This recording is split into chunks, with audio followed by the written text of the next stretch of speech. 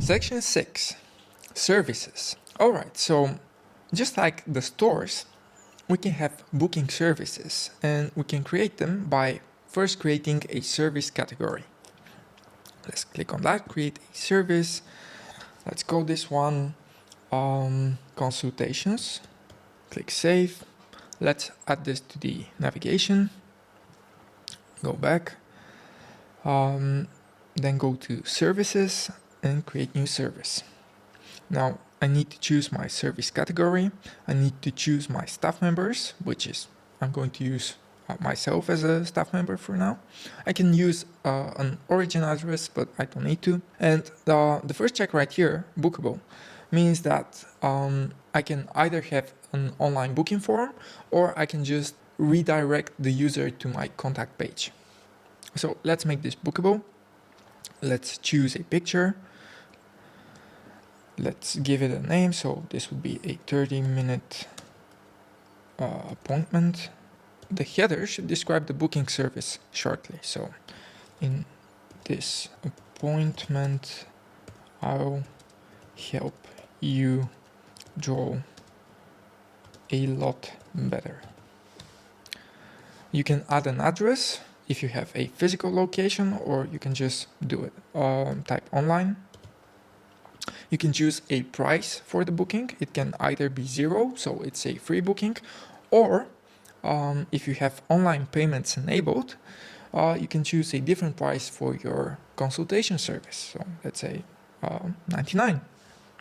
Now, if you don't have online payment set up, the MSB is not going to allow you to choose online payments, which is basically going to only allow a booking after a payment has been made.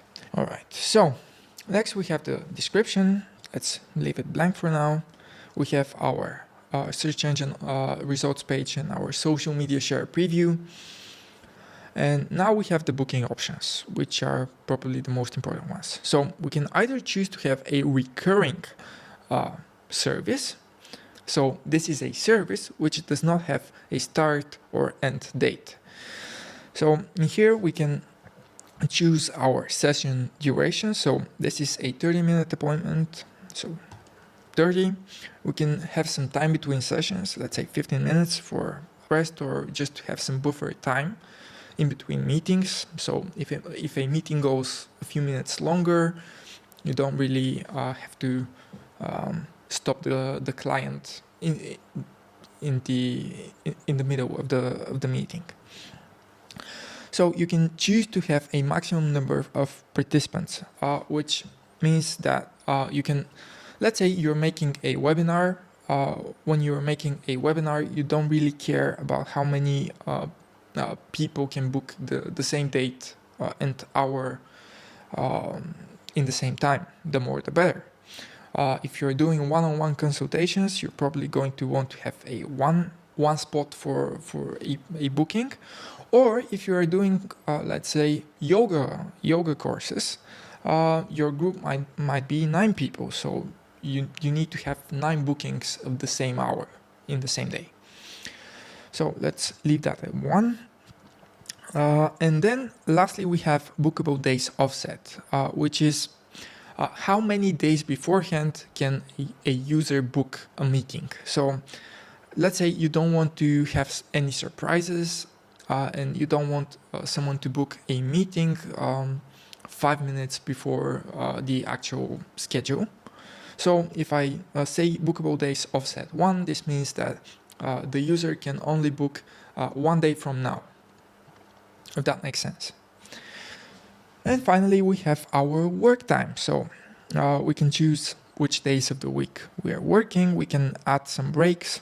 So let's say we work 9 to 12. And then we work 13 to 18. And this is going to automatically generate your calendar. Also, we can book holiday days. Let's say you're not working on the 31st. Just click on that, and then the 31st is fully booked. You can add additional content, which is a custom page or a partial. You can choose to only show the additional content if you need.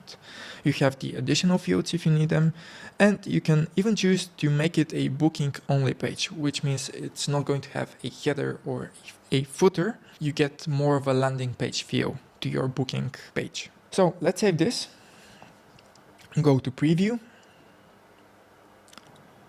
consultations, we have the appointment, and this is a booking only page. I'm going to choose the 30th, I'm going to choose my hour and my name. And if I click on book now, I can book my, schedule my meeting. And before we finish this section, we have the staff members. You can add more staff members by inviting users to join your MSP site from here, which is a premium functionality.